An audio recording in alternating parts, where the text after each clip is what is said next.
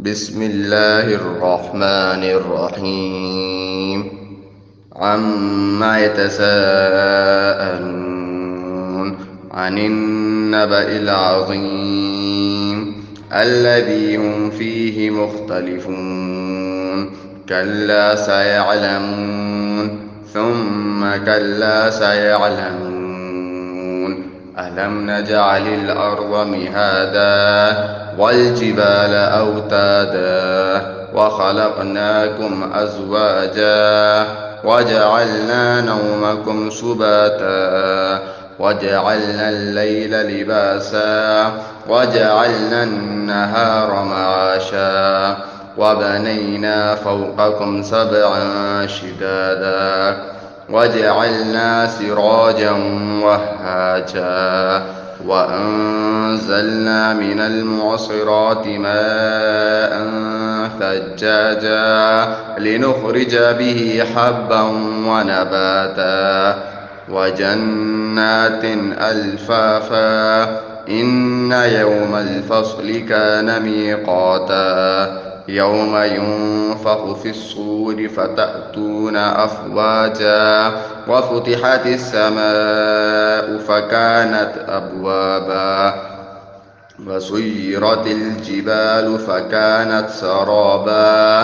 إن جهنم كانت مرصادا للطاغين مآبا لابثين فيها أحقابا لا يذوقون فيها بردا ولا شرابا إلا حميما وغساقا جزاء وفاقا.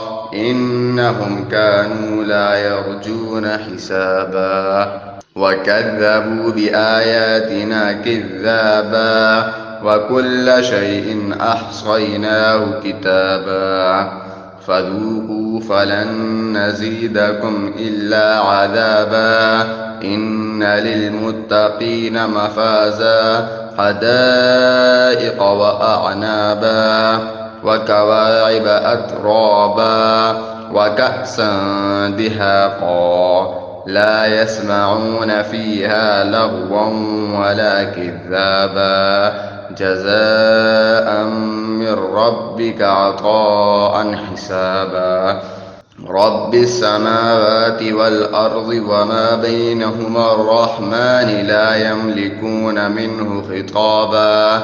يوم يقوم الروح والملائكة صفا لا يتكلمون إلا من أذن له الرحمن وقال صوابا.